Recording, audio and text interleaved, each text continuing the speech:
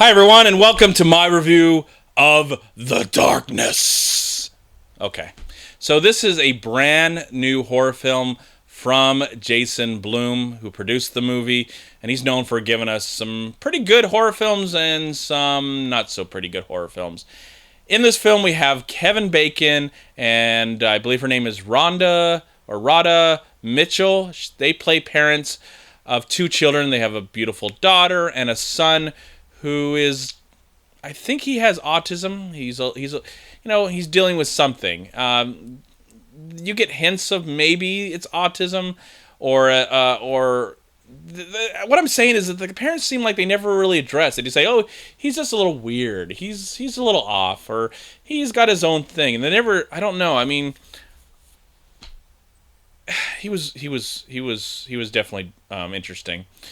So they're on a vacation with some people that we really never get to see ever again in the movie.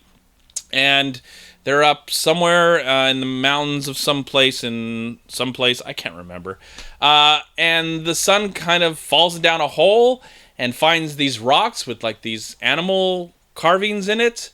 And he decides, hey, what? I'm going to take him home. Of course, he's in his own little world, and so he takes them home, and he plays with them, and he does his own thing. And the parents think, you know what? Yeah, he's a little different, but this is nothing new. He's doing what he wants to do, so good for him, And yeah, good for him. So there you go. Weird things start to happen because, again, it's a horror film. Paul Reiser's in this movie. That was really weird. Paul Reiser actually plays the boss of Kevin Bacon. And then there's a storyline where Kevin Bacon might possibly want to cheat on his wife with this younger coworker, but whatever. Weird things start to happen that involve, I guess, Indians, I'm guessing, that have these supernatural... I don't know. I checked out of this movie. I watched the whole thing. 92 minutes. I did.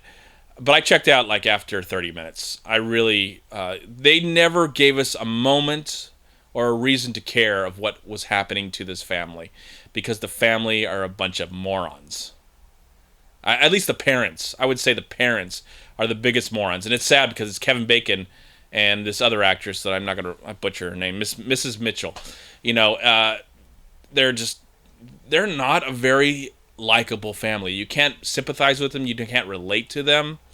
The horror relies mainly on jump scares, really cheap jump scares.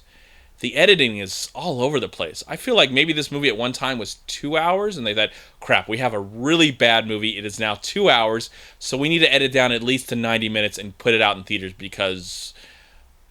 Why? I don't know. I don't know. This is just another example of really bad modern-day horror.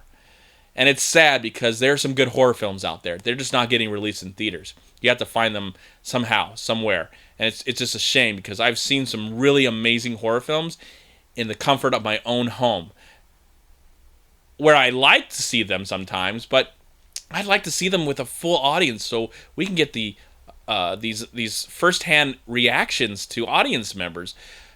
But I'll tell you, the only reactions I got that I heard from this movie was when the movie ended. And I'm not going to spoil it in this review, but when the movie ended, which was so lame, people laughed. And there was probably maybe 10 people in the theater at my screening. People just laughed. And I was just like, what? Why does this even exist? Whose idea was this? This took 3 writers. I don't know, man. I bet there's some talented people in here that know how to do something, but I've never seen anything from this director before, but I've heard about the films that this director has made, so he's popular somewhere. But overall, this was just a big pile of dog crap. It was, bad. Really bad. Boring. Tedious. I was ready to go to sleep now. I was like, when can I go home? This is just... I'm done. Paul Reiser, though. Funny, Paul Reiser's in this movie, and I feel like he actually cares that he's got a job, Where the other guys seem like they're there to just collect their paycheck, move on with their life, and do something else. There could have been some interesting ideas in this movie, and when you watch this movie, you think, okay, that happened in that one, and that happened in another movie, and that happened in another movie. So I don't know what to say. I feel like this is going to stay with me for a while, but not in a very positive way. One of the worst films I've ever seen in my entire life, just because it's just so bland. It kind of reminds me of 2012's The Apparition. I think that was the name of that movie. I remember that movie just being like, what the hell, movie? Do something. Wake up. That's how I felt. I felt like this was just like that film where nothing happens for 90 minutes. So I'm going to shut up, and I got to move on and try and get this out of my mind.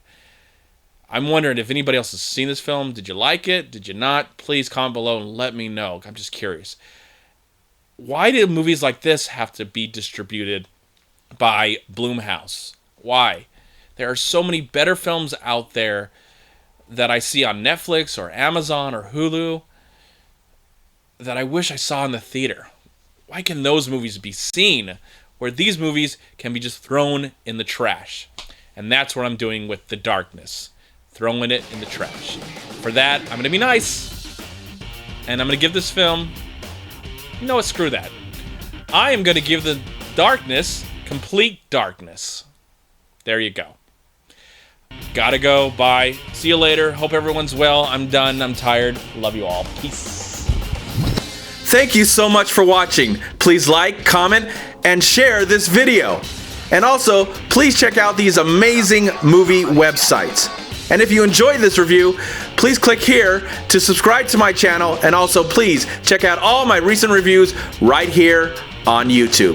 Have a great day, live film, find peace, happiness, and harmony in anything and everything you do, and I'll talk to you at my next movie review.